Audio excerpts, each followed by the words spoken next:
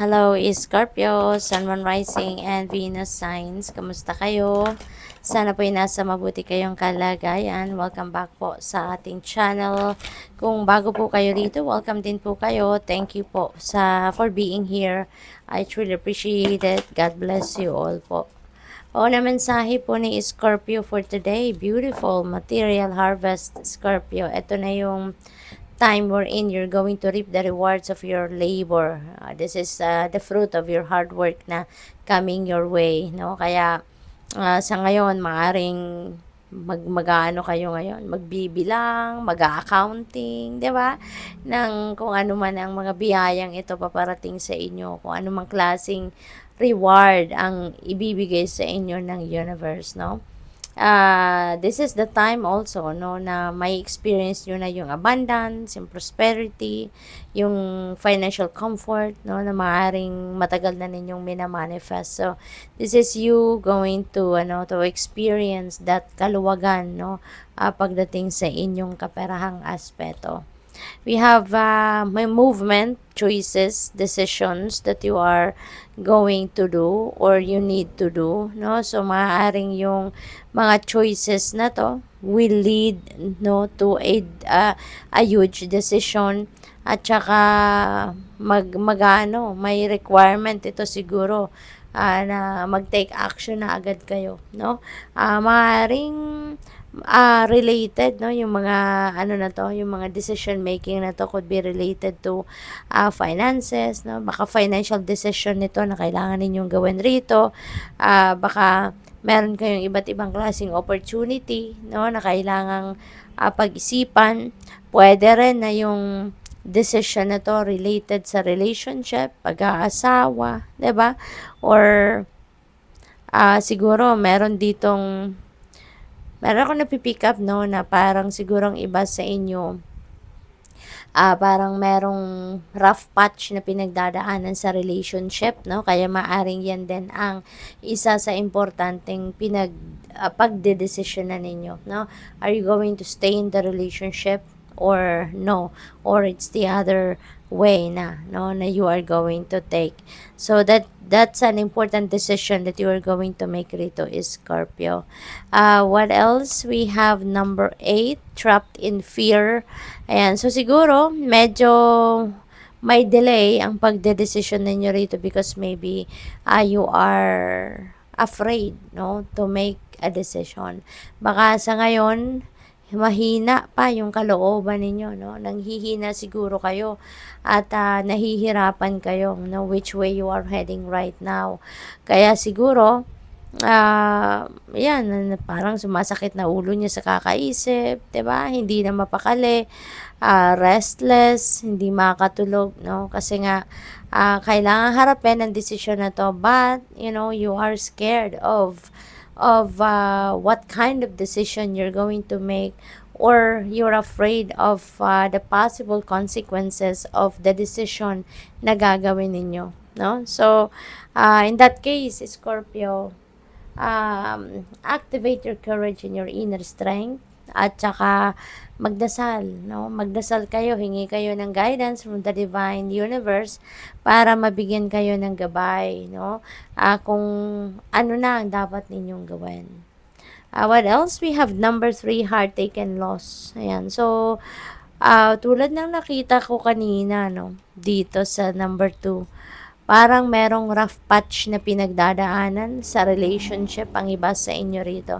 So, this could be it, no? Maaring talagang merong heartache and maybe you have lost someone dito. Baka yung ano na to, yung loss na to, baka nagkahiwalay na, no? Ang iba sa inyo rito, baka nagkahiwalay na sa inyong person. So, Scorpio, be reminded that this is a general reading, ha.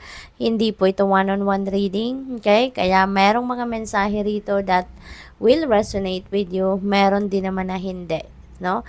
Kaya kung ano yung hindi sumasakto sa inyong sitwasyon, wag niyo pong kunin ang mensaheng yan. That is for someone else. Just take as it resonates, okay? Kasi hindi lahat ng maririnig mo rito ay para sa'yo. Kaya kung hindi yan ang nangyayari sa inyong sitwasyon sa ngayon, wag nating ipilit, no, na i-fit in sa ating sitwasyon ang kung ano man ang mga mensahe na nandito if it's not what's happening sa buhay ninyo. Alright?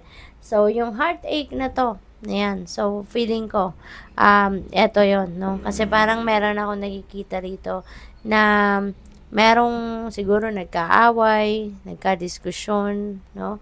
Maaaring may third party involved, no? Kaya siguro nauwi sa hiwalayan. But that is an important decision na kailangan mong pagdesisyonan if you are really going for ano na talaga, yung totally maghiwalay na, yung definite ng maghihiwalay na, or magbibigay kayo ng pagkakataon para makabawi yung person ninyo, or magbibigay kayo ng another chance sa inyong relationship, 'di ba? Baka maayos pa, yung ganon. So that's a huge decision that you are going to make. We have number 21, universe. Ayan. So this is ending and beginning energy. So meron ditong mga magtatapos, no, na chapter sa buhay ninyo, Scorpio. Maaring ano yan, maaring related yan sa trabaho ninyo, sa task ninyo, or baka commitment sa inyong relationship, no, yung ganon. And baka completion ito no, may completion, may achievement, may accomplishment, yung ganon. So this is also a time for success, no. So maaaring ito na yung material harvest na to, ito na yung bunga ng pagsisikap ninyo rito. Ito na yung reward na makukuha ninyo because you are accomplishing something dito, no, yung task ninyo or project or kung ano man, no, na ginawa ninyong trabaho. And you're heading towards a new direction dito. After ng tagumpay na to, meron na namang bagong opportunity dadating at yun naman ang sisimulan ninyo, bagong chapter. What else? We have number 4, discontent and boredom. Ayan. So, ang iba sa inyo rito, siguro talaga nawalan kayo ng gana, no? Nawalan kayo ng gana, disappointed, no? Dissatisfied in some endeavor, kaya parang may discontentment, no, na nararamdaman ng iba sa inyo dito. But if you are going to to look at the card, tingnan mo yung ground, yung sahig, 'di ba? May iba't ibang kulay. This is very colorful. This is rainbow colors, and this represents unlimited potential out there na nandiyan siya, nasa paligid ninyo, pero baka hindi ninyo napapansin kasi nga ang iba sa inyo rito, Scorpio, is focused doon sa sa kalungkutan, sa disappointment ninyo, sa dissatisfaction ninyo. Kaya, heads up ito para sa inyo, no, na kung meron man kayong mga disappointment sa ngayon, here you go. Baka ito na yung yung hinihintay ninyong breakthrough. Baka ito na yung muling bubuhay sa passion ninyo, no? What else? We have number 11, balance. Ayan. So, balance will be back in your life, Scorpio. Mababalansin ng muli ang buhay ninyo. You are once again going to bring the equilibrium back sa buhay ninyo. Kaya maaring nanggagaling ang iba sa inyo, baka nandoon pa kayo sa imbalances. Baka ngayon may mga nagmamanifest, no, na mga discomfort sa buhay ninyo, sa pakiramdam ninyo, kasi it is a manifestation of imbalance. Kaya ngayon maaring ito yung ninyo, ito yung mission ninyo, no, na ibalik ninyo unti-unti yung balance sa buhay ninyo. So you need to take action para makuha ninyo, no, ang balance muli para sa buhay ninyo. We have number 10, destiny. Napakaganda, no? This is good luck and good fortune on your side. So, siswertehin kayo sa ngayon, no? Yung mga kalungkutan na yan na nararamdaman ninyo, mapapawi na yan, masusolve na mga problema ninyo. This is going to bring forth swerte sa iba't ibang parte ng buhay ninyo, lalo-lalo na sa pera. At saka, kung mayroong man kayong mga disappointments talaga sa buhay ngayon, meron kayong mga dark circumstances na pinagdadaanan, rest assured that that is going to fade away from here on. Okay? So, tignan natin kung ano pa yung Final message ninyo, kuha tayo ng isang trinket. We have moth. Ayan. So, that represents change din, ano.